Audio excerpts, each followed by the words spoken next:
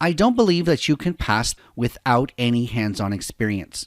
And for that, you're going to need an Azure account. Now, Azure does provide a free account with some limited privileges if you need one to pass, or if you already have access to an Azure account through your work or some other means, then you can use that account. If you do already have an account set up and ready to go, you can skip the rest of this video and move on to the next section. The rest of this video, we're going to be talking about the Azure free account, the limitations on that, and how to get one. Now go to your favorite search engine. In this case, it's Google. I enter the word Azure free and hit enter.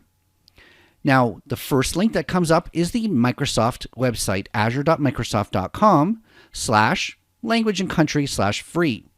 If I click on it, you can see the advertisement for the Microsoft Azure free account.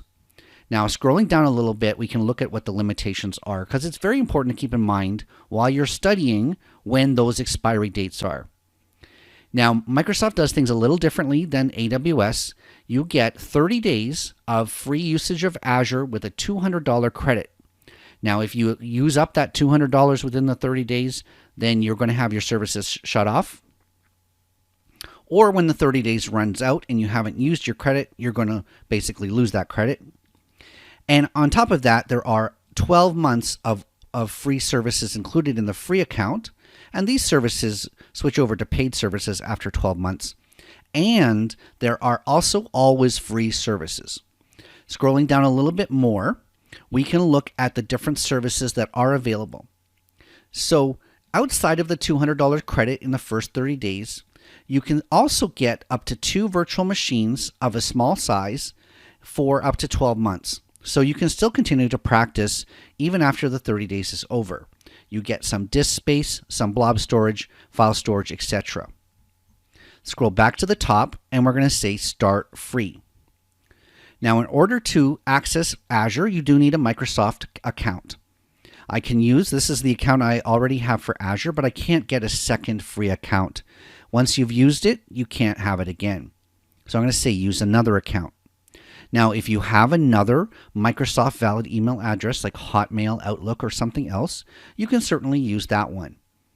Or if you don't have one and you want to use a different email address, you can. It says create one and you can say create an account. You can provide your current email address, whether it's your personal or work address, or you can even create a new address. So let's say we got past this creating an account aspect. Now, to create an Azure account, you do need to provide some information. You need to provide your name and phone number. You need to prove your identification by phone. You are also going to have to provide a credit card as validation and sign the agreement. Now, Microsoft does promise that there is no automatic charges at the end of the 30 days.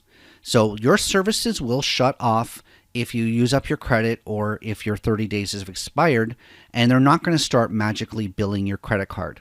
But you do need a credit card in order to create an account. Part of the reason of this is so that they can restrict you to a single account per person. So you can't create an unlimited number of free accounts. Once you've signed up for Azure, you're going to want to log into the portal. Now, the central URL for the Azure portal is portal.azure.com. That is where you're going to go every time you want to log into Azure and do something with it. Once you're logged in, you're going to see a homepage similar to this. You're going to have some very frequent services across the top and some other options, including documentation and learning resources along the bottom. We're going to get into all of these later in this course. But for now, if you're able to get this far, then congratulations, you've successfully created an Azure account.